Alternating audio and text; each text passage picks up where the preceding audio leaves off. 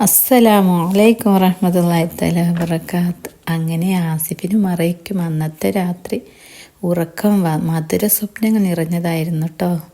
തൻ്റെ സ്വർഗീയ കൊട്ടാരത്തിലേക്ക് അതാ ഒരു ഹൂറി മെല്ലെ കയറി വരുന്നു. പൂമുഖത്തേക്ക് കയറി വന്ന ആ സുന്ദരിയോട് ആസിഫ് ചോദിച്ചു, നീ ആരാണ്? നിനക്ക് വഴി തെറ്റിയോ? ഇത് നീ ഉദ്ദേശിച്ച വീടല്ല കേട്ടോ. അപ്പോൾ അവൾ, ഹേ, ഇത് ആസിഫിൻ്റെ കൊട്ടാരമല്ലേ? ഇത് അതെ, എങ്കിലെനിക്ക് തെറ്റിയിട്ടില്ല കേട്ടോ. ആസിഫിൻ്റെ രാജകുമാരി ആവാൻ മോഹിച്ചു വന്നവൾ എന്നെ സ്വീകരിക്കുമോ? ഓ, നിന്നെ സ്വീകരിക്കുമെന്നോ? നിന്നെ കെട്ടാൻ കൊതിക്കാത്ത ഏത് പുരുഷന്മാരുണ്ട് ഈ നാട്ടിൽ? പിന്നെ പറഞ്ഞ മധുരക്കന്യക മെല്ലെ മെല്ലെ ആ കൊട്ടാരത്തിൻ്റെ അകത്തേക്ക് കയറിപ്പോയി. ആസിഫ് ഞെട്ടി ഉണർന്നു, ചുറ്റും നോക്കി. എന്താണ് റബ്ബേ ഞാൻ കണ്ടത്? സ്വപ്നമായിരുന്നു അല്ലേ? ആസിഫ് മെല്ലെ തിരിഞ്ഞും മറിഞ്ഞും കിടന്നു കേട്ടോ. പിന്നീട് ഉറക്കം കിട്ടുന്നേ ഇല്ല. മോനെയും കെട്ടിപ്പിടിച്ച് കിടന്നു. അതേസമയം മറിയയും ആഴമേറെ സ്വപ്നത്തിലായിരുന്നു കേട്ടോ. മറിയയ്ക്ക് ചുറ്റും തോഴിമാർ വട്ടമിട്ട് ചുവടുകൾ വയ്ക്കുന്നു, ഒപ്പന പാട്ടുകൾ പാടി പുതുനാരിയെ പൊതിയുന്നു. പിന്നെ മെല്ലെ മെല്ലെ മണിയറയിൽ കൊണ്ടുപോയി ഇരുത്തി വാതിലടിച്ചു. ആ മണിയറയിൽ അവൾ ആകെ നാണിച്ചു ഇരിക്കുന്നു. അല്പം കഴിഞ്ഞു കാണും. മണിയറയുടെ വാതിൽ തുറന്നു ഒരു രാജകുമാരൻ അവളുടെ മുന്നിലേക്ക് പുഞ്ചിരിച്ച് മെല്ലെ മെല്ലെ കടന്നു വന്നു. നാണത്തോടെ പ്രേമപരവശയായി മറിയ തല ഉയർത്തി അവനെ നോക്കി. അവൻ അവളുടെ തൊട്ടടുത്തിരുന്നു. അവളുടെ വെളുവെളുത്ത കൈയെടുത്ത് ഉയർത്തി മെല്ലെ ചുംബിച്ചു. അവൻ്റെ മടിയിൽ വെക്കുന്നു കൈ. കോരിത്തരിച്ചു പോയ മറിയ ഉറക്കിൽ നിന്നും ഞെട്ടി ഉണർന്നു. എന്തൊരു സ്വപ്നം! പഠിച്ചോനെ, ഇത് മറിയ നോക്കുമ്പോൾ നേരം വെളുത്തിരിക്കുന്നു. റബ്ബേ, എന്താ എൻ്റെ കഥ? സ്വപ്നവും കണ്ട് കിടക്കുക. മക്കൾക്കും ആസിഫിന് ഭക്ഷണം ഉണ്ടാക്കാൻ നേരം വൈകുമോ?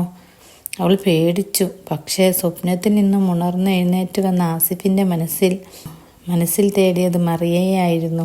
മറിയ അടുക്കളയിലേക്ക് പോകും മധ്യേ രണ്ടുപേരുടെയും കണ്ണുകൾ ഉടക്കി. രണ്ടുപേരും പുഞ്ചിരിച്ചു. പ്രേമത്തിൽ പുഞ്ചിരി. പക്ഷേ അപ്പോൾ അവർ രണ്ടുപേരും ഒന്നും പറഞ്ഞില്ല കേട്ടോ. അടുക്കളയിൽ നിന്നും പാത്രങ്ങളുടെ ശബ്ദിക്കുന്ന ഒച്ച കേട്ട ആസിഫ് പതിവില്ലാതെ അടുക്കളയിലേക്ക് ചെന്നു. മറിയ ആസിഫിന് വേണ്ടിയുള്ള ചായ ഒഴിക്കുകയായിരുന്നു. ആസിഫിനെ കണ്ടപ്പോൾ അവൾ വെപ്രാളത്തോടെ അല്പം മാറി നിന്നു. ആസിഫ് പതിവില്ലാത്ത ആ വരവ് കണ്ടപ്പോൾ ഉള്ളിൽ സ്നേഹം നിറച്ചു വെച്ചു. അവൾ ചിന്തിച്ചു. ആസിഫ് അവളുടെ പതർച്ച കണ്ടില്ലെന്ന് നടിച്ചു. മറ്റൊരു ഗ്ലാസും കൂടി എടുത്തു. അവൻ തന്നെ ചായ ഒഴിച്ചു. പലഹാരത്തിൻ്റെ ടിന്ന് തുറന്നു. പ്ലേറ്റിൽ നിന്നും ബിസ്ക്കറ്റ് നിറച്ചു. അവൻ പറഞ്ഞു, മറിയ, സ്റ്റൂളിലിരിക്കൂ. ഒരു വിറയോടെ അവൾ ഇരുന്നു. എന്തായി? ആസിഫ് ഒരു ഗ്ലാസ് ചായ എടുത്ത് അവൾക്ക് നേരെ നീട്ടി. അവൾക്കത് വാങ്ങാതിരിക്കാൻ കഴിഞ്ഞില്ല. രണ്ടുപേരും അഭിമുഖമായിരുന്നു. അവൻ ബിസ്ക്കറ്റ് എടുത്തു അവൾക്ക് നേരെ നീട്ടി. വേണ്ട വേണ്ട, കുടിച്ചോണ്ട് കേട്ടോ. അത് പറ്റില്ല, ഇത് വാങ്ങ്, അവൻ നിർബന്ധിച്ചു. ഒരു സ്വപ്ന രോഗത്തെ പോലെ അവൾക്ക് തോന്നി. പേടിയും ഇഷ്ടവും പ്രേമവും ഉള്ളിൽ പേമാരി പോലെ പെയ്തു. ആദ്യമായി ആസിഫിന് മുമ്പിൽ കൂടി ഇരുന്നു ഭക്ഷണം കഴിക്കുന്നു. അവൾക്ക് കരച്ചിൽ വന്നു. കരയരുത് മറിയ, ഞാനുണ്ട് നിനക്ക്. ഇന്നലെ ഞാൻ കണ്ട സ്വപ്നത്തിൽ കണ്ട രാജകുമാരൻ. എന്ത് മറിയ നീ പറഞ്ഞത്? നീയും കണ്ടോ സ്വപ്നം? ഞാനും കണ്ടു. എന്താ ഒരു മനപ്പൊരുത്തമുണ്ട്. പഠിച്ചോനെ, ആസിഫിനും തലേന്ന് കണ്ട രാജകുമാരി ഇവളായിരുന്നില്ലേ? എൻ്റെ സ്വപ്ന കൊട്ടാരത്തിലേക്ക് വന്ന രാജകുമാരി. ചായ കുടിച്ചു കഴിഞ്ഞ് മറിയയുടെ കയ്യിൽ നിന്നും ഗ്ലാസ് പിടിച്ചു വാങ്ങി കഴുകി. എന്താ ഇത്? ഞാൻ കഴുകൂലേ? എന്താ, എനിക്ക് നിൻ്റെ ഗ്ലാസ് കഴുകിയാൽ? എൻ്റെ മറിയ. ആസിഫ് അവളെ മെല്ലെ തള്ളി മാറ്റി. അടുക്കളയിൽ നിന്നും അവൻ പോകുമ്പോൾ അവൻ പറഞ്ഞു, ഇന്നു മുതൽ അടുക്കളയിൽ നിന്നെ ഞാൻ സഹായിക്കാൻ ഞാനും ഉണ്ടാകും കേട്ടോ. നമുക്ക് ഒരുമിച്ച് ഭക്ഷണം ഉണ്ടാക്കാം. ഇതിൻ്റെ ബാക്കി ഭാഗം നാളെ കാണാം. അസ്സലാമു അലൈക്കും വറഹ്മത്തുള്ളാഹി തആല വബറകാതുഹു.